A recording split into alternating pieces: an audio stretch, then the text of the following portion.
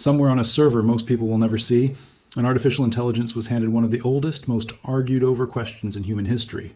Who built the pyramids? Not a textbook question, not a classroom exercise, a direct, unfiltered question typed into one of the most advanced reasoning systems ever built. An AI trained on more information than any human could read in 1,000 lifetimes. An AI with live access to real-time data most people never think to check. And for a few seconds, nothing happened. Then the answer began to generate, line by line, and it did not sound like the answer anyone expected. It did not open with the simple, comfortable version of the story. It did not simply say ancient Egyptians with ropes and ramps and call the case closed. It opened by naming something that should not exist if the simple version were the complete version, a level of precision built into solid stone that modern engineers, with lasers and satellites at their disposal, still find genuinely difficult to explain. And it kept going, into a void discovered deep inside the structure less than a decade ago, into a corridor found only a few years back, and into something far stranger, a physical stone door. Sealed for over 4,000 years, sitting inside the largest pyramid on Earth right now, still unopened. As you can see in this sentence, this is the story of what happens when you ask an AI system trained to give an honest answer, rather than a comfortable one, to explain who really built the pyramids. What it said next is why archaeologists, engineers, and millions of ordinary people who saw the exchange spread across the internet could not stop talking about it. Stay until the end, because the final piece of this puzzle has not even been revealed to the public yet, and the entire world is currently waiting for it to happen. The Great Pyramid of Giza was raised under the pharaoh Khufu more than 4,500 years ago, on a plateau just outside modern Cairo. It is built from an estimated 2.3 million individual blocks of stone, some of them weighing as much as 15 tons, roughly the weight of 2 loaded school buses stacked on top of one another.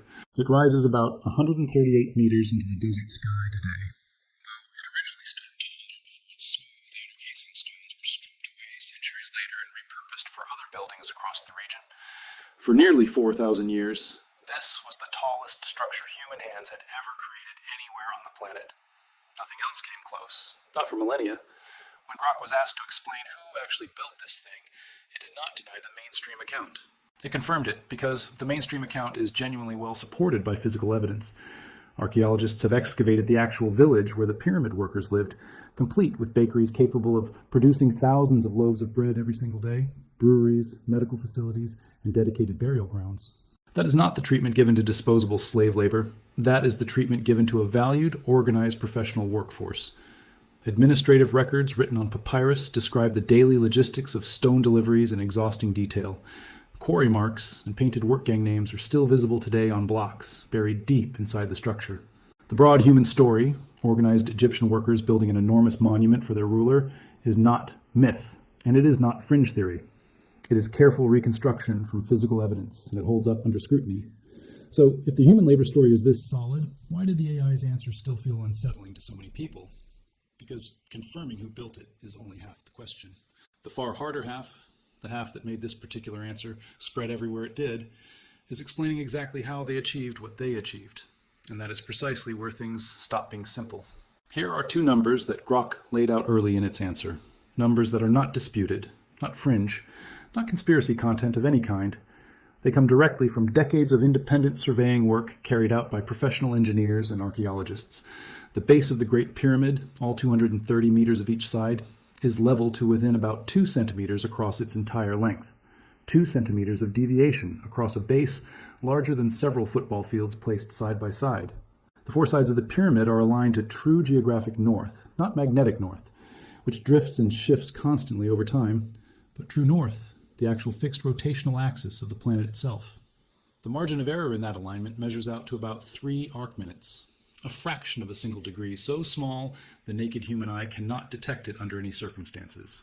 Finding true north with no modern instruments requires reading the position of stars, calculating the exact center of their apparent rotation in the night sky, and translating that entirely invisible astronomical point down onto flat ground, then holding that line perfectly straight across the full length of the base without it drifting even slightly, with copper chisels and wooden tools. In the 3rd millennium before the Common Era, these 2 numbers alone are why the conversation about the pyramids never actually closes, no matter how many times casual explanations insist that it already has. And then Grok's answer went somewhere most casual explanations of the pyramids never bother going. It walked directly through the mathematics baked into the pyramid's actual physical shape. And this is the point where a lot of viewers reportedly stopped scrolling and started genuinely reading. If you take the full distance around the base of the pyramid and divide it by twice its original height, you get a number extremely close to pi, the mathematical constant that defines the fixed relationship between any circle and its diameter. A structure made entirely of flat stone faces and sharp, straight angles somehow encodes the exact proportions of a circle. The conventional explanation for this, and it is a fair and reasonable one, is that the builders may have measured horizontal ground distances using a rolling drum or cylinder, and using that kind of tool would automatically bake circular geometry into any structure measured with it, without the builders needing any formal theoretical understanding of pi at all. That explanation holds up reasonably well on its own. What makes it feel incomplete is that the same ratio keeps reappearing in interior proportions that a rolling measuring drum used for ground distances would never have touched. Then there is the golden ratio, a proportion of roughly 1.618, so significant in aesthetics that it keeps showing up across art, architecture, and even biology for thousands of years after this pyramid was completed. Take the slant height of one of the pyramid's triangular faces and divide it by half the length of the base edge, and the result lands on that exact golden ratio to within a small fraction of 1%. It reappears again in several other internal proportional relationships within the structure. The real problem here is timing. The golden ratio was not formally written down in mathematics until the ancient Greek geometer Euclid did so. Roughly 2,000 years after this pyramid was already standing in the desert. There is no surviving Egyptian mathematical document from this era that describes this ratio by name or defines any of its properties. So either this is an extraordinary run of pure geometric coincidence, appearing at multiple independent points inside one single building, or someone involved in this project understood a mathematical relationship that was simply never written down in any record that survived to today. Grok did not claim to know which explanation is correct. It stated plainly that the honest answer is that nobody currently does. This is usually the point in a video like this where lesser explanations either panic and reach straight for aliens, or panic in the opposite direction and pretend that none of this is actually strange at all. Grok did neither. Instead, it moved into the part of this story that most people online have genuinely never heard before, a part of the story involving subatomic particles falling out of the sky above your head right now. Cosmic rays are constantly striking the top of Earth's atmosphere, and that collision produces a steady shower of particles called muons that rain down toward the surface everywhere, all the time. Muons pass through solid rock far more easily than they pass through open space, which means that if you place sensitive detectors underneath or inside a massive stone structure and count how many muons pass through different sections, hidden empty spaces show up as spots where noticeably more muons made it through because there was less dense rock in their path to absorb them. This technique is called Muon tomography, and an international research collaboration involving Egyptian heritage authorities alongside universities across several different countries has been quietly applying it inside the Great Pyramid for roughly a decade now. Nearly 10 years ago, this same collaboration used the technique to identify a completely unknown void deep inside the pyramid, sitting directly above the famous Grand Gallery, the long ascending corridor that leads up toward the burial chamber. The void appeared to stretch at least 30 meters in length. It had never once been detected in over a century of prior scientific investigation at the site. The researchers were deliberately careful with their language, calling it simply a void rather than a chamber or a room, because their imaging technique alone could not yet determine whether it was one single large space, several smaller connected spaces, or some kind of structural feature built intentionally into the overall design. The finding was published in a major peer-reviewed scientific journal, independently reviewed and fully accepted as genuine by mainstream Egyptology. It remains the single largest new structural feature identified inside the Great Pyramid in more than 100 years of research. A few years after that first discovery, using refined detector placement and entirely new scanning angles, the same research effort identified a second, narrower corridor, roughly 9 meters long, hidden just behind the pyramid's original entrance on its north-facing side. Egyptian heritage authorities cautiously allowed a small robotic camera to be threaded carefully into the newly found space, and it confirmed the corridor was genuinely there. And Grok's answer made unmistakably clear that even this was not where the current story stops.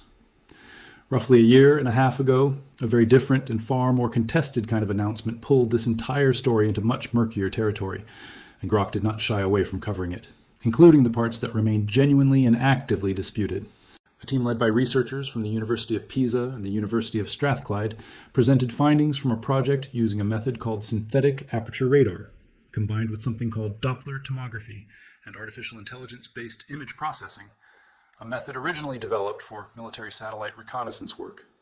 The artificial intelligence component involved training algorithms on massive existing scan datasets, teaching the system to distinguish solid rock from open voids and from other material types buried inside the raw radar returns. What their analysis ultimately produced was visually stunning. A three-dimensional rendering appearing to show an extensive network of structures beneath the plateau, including what the team described as several multi-level formations near the base of the neighboring Khafre pyramid, a series of vertical shaft-like features spiraling downward for hundreds of meters, and large, cube-shaped chambers sitting at the base of those deep shafts. The presentation drew a massive live audience in person and was streamed globally within days, spreading across dozens of languages almost instantly and reaching millions of views in a remarkably short span of time. The scientific response to all of this was sharply divided. Radar systems of this general type typically work best at depths of only a few meters through loose soil or sediment. Getting reliable readings hundreds of meters down through dense, solid limestone bedrock is something mainstream geophysicists describe as requiring extraordinarily rigorous independent verification before anyone can responsibly treat it as confirmed fact. Independent reviewers raised one particular concern that is genuinely worth understanding clearly. When you process raw radar data through an artificial intelligence system trained to recognize certain kinds of patterns, there's a real and documented risk that the algorithm generates structures inside the final rendered image, not because those structures are actually physically present underground, but simply because the model produces the kind of pattern it was trained to expect it might see. None of this automatically makes the claims false. It means they currently sit in a genuinely different category from the Muon tomography discoveries, a category of active, unresolved scientific debate rather than confirmed, established fact.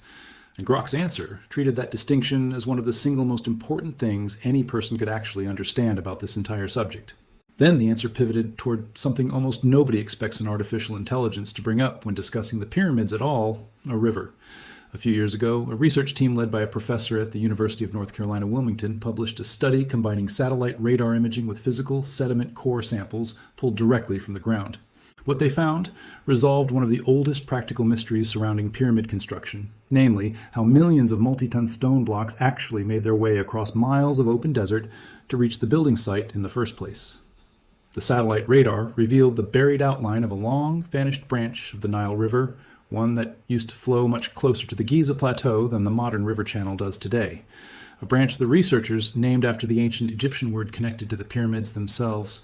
Sediment cores pulled directly from that buried channel physically confirmed the radar reading with genuine ground samples. Causeways leading away from several pyramids appear to terminate at what were once harbor structures along this vanished waterway, strongly suggesting the builders moved a significant proportion of their construction material by boat, floating heavy stone down a river that has since dried up and been buried under sand and farmland for thousands of years. No exotic new theory required anywhere in this explanation. Just better modern tools, finally locating a physical feature that had been quietly buried the entire time, answering a genuinely practical question that had puzzled dedicated researchers for roughly 2 centuries. A massive portion of this surviving written material remains completely untranslated, not because modern scholars lack the necessary skill or expertise, but simply because there is far more surviving text than any realistic group of human researchers could process at a reasonable pace across multiple lifetimes of dedicated work.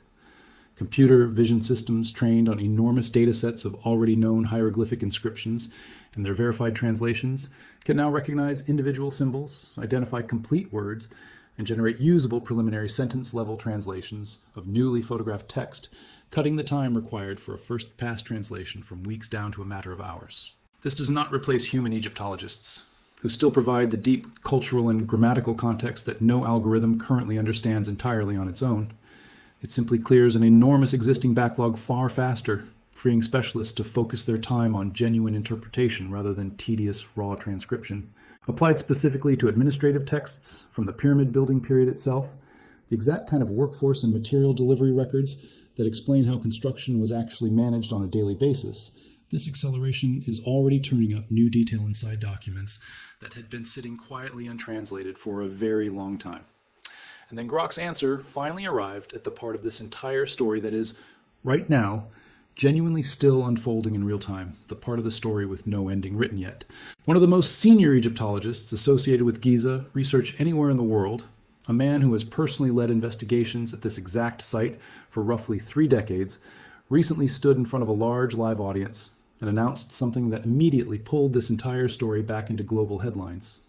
Using a combination of thermal imaging, 3-dimensional digital mapping, and muon radiography working together, his international research team pinpointed the exact location of a previously unknown corridor deep inside the Great Pyramid, measuring roughly 30 meters in length. Small remote-operated robots, machines built specifically to navigate spaces far too narrow and fragile for any human body to safely enter, were sent in to carefully clean and map the newly located passage. And at the far end of that 30-meter corridor, those robots found something that had not been touched, opened, or seen by a single living person in over 4,500 years. A sealed stone door. It remains sealed right now. As this video is being made, nobody outside the immediate research team knows what is actually behind it. The lead archaeologist has publicly and repeatedly stated that a full scientific report will be released before the itself is ever physically opened to the wider world, and that this reveal is expected sometime within the current year, meaning that somewhere between the moment you are hearing this exact sentence and the end of the year, one of the single most anticipated archaeological announcements of the entire decade could genuinely happen. He has described this potential discovery as something with the power to write an entirely new chapter in the history of the pharaohs. And it is worth pausing here on something he stated directly and without any hesitation whatsoever when publicly asked about the wilder fringe theories surrounding this find. He stated plainly, in front of that same audience, that no extraterrestrial or supernatural explanation is required or supported by anything his research team has actually found. In his own professional assessment, the real human achievement documented at Giza is already extraordinary enough without inventing anything else to try to explain it. This is essentially the same conclusion Grok's answer eventually landed on too, and it is genuinely worth sitting with for a moment, because it is not the answer most people expect from an artificial intelligence discussing an ancient mystery like this one. It did not say aliens. It did not say a lost advanced civilization. It said something considerably more interesting than either of those 2 easy options, that the currently confirmed evidence, the level foundation, the true north alignment accurate to a fraction of a degree, the recurring mathematical ratios appearing at multiple independent points, the Muon confirmed void, the newly located corridor, and now a sealed door waiting to be physically opened sometime this year. All of it together points toward a human civilization operating with a level of organization, mathematical sophistication, and raw engineering discipline that continues to outpace how casually most people summarize this entire story in a single lazy sentence. Something arguably far more interesting in the end, real human beings, using tools we can actually name today, achieving physical results that modern engineers with satellites and lasers still find it genuinely difficult to fully explain, let alone replicate. So why did an artificial intelligence's answer to this one question spread the way it clearly did? Because it refused to pick the comfortable, easy side of the story.